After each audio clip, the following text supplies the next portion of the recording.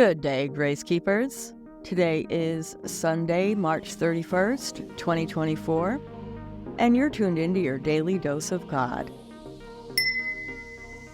Enoch. Ever heard of him? You might remember he was tucked away in Genesis a few generations down from Adam. Could be just another forgettable name in that long list of ancestors, but not so much.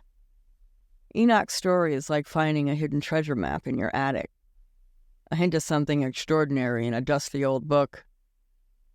Because here's the thing. Enoch vanishes. No big send-off, no final words of wisdom. Poof, gone, Elvis style.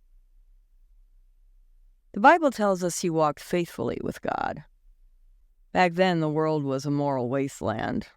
People were chasing after every fleeting pleasure, every empty promise. But Enoch, he was different.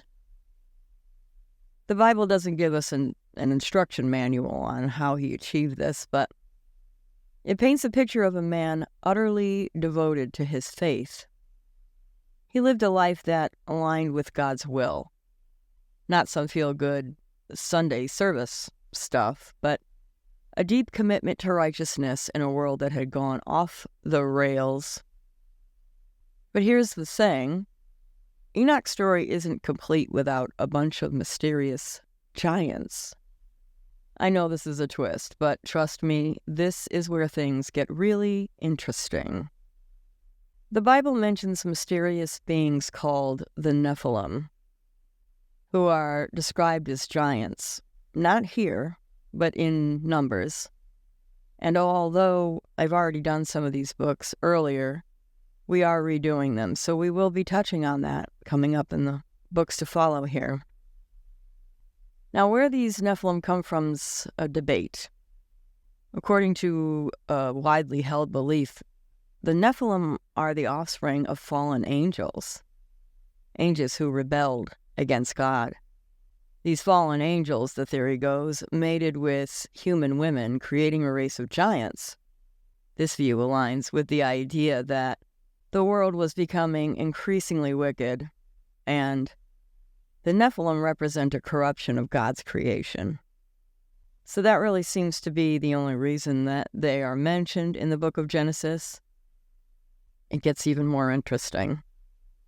But for now, the only purpose that we're seeing them here in Genesis seems to be to point out that the world's going to heck in a handbasket.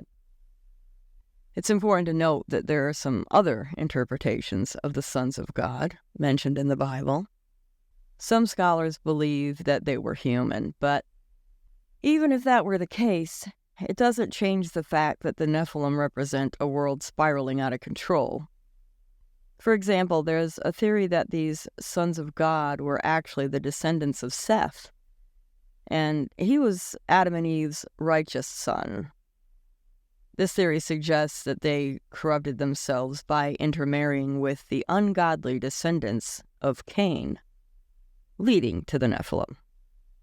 But even if the Nephilim were somehow human, their existence points to a society so fallen that it would take something drastic, some say a flood, to reset things. Enoch's story gets even more interesting when we consider the Book of Enoch, an ancient text not included in the Bible, but one that many scholars find fascinating. Now, I've just gotten this book, and I am going to study it. I've never read it before. So I was up late last night. It seems to be very captivating. So once I get it read and do a little bit more research, I'm going to do an even deeper dive. I get a lot of my information from the late Michael Heiser. I watch a lot of his work. He is definitely a scholar. And so if y'all want to check him out, he's passed away, but he's got a lot of his study online. So look him up, Michael Heiser, Heiser. Like I said, the Book of Enoch isn't part of the Bible, but it's one that many scholars find fascinating. while we should take it with a grain of salt, it offers a glimpse into how people in the ancient world grappled with these mysteries. This book goes all in on those fallen angels and their Nephilim offspring. It describes in vivid detail their rebellion against God and their descent to earth. But that's not all. The Book of Enoch also portrays Enoch himself as having extraordinary experiences. It claims he received mind-blowing visions of heaven and hell, traveling through these realms and witnessing their secrets firsthand. Could you imagine if someone today claimed to have visited both heaven and hell? And with that said, I'll say, if you watch YouTube, I'm sure you see these people that claim that they've had NDEs, and I'm not saying they haven't. I'm just saying use discernment in what you believe, because not all of those stories are factual. The story of Enoch doesn't stop here, though. It also contains ideas that seem pretty out there, even by biblical standards.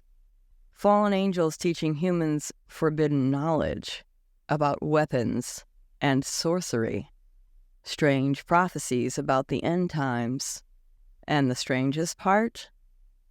Some people today look at our rapidly advancing technology, artificial intelligence that rivals human thought, genetic engineering that blurs the lines of creation, and can't help but draw parallels.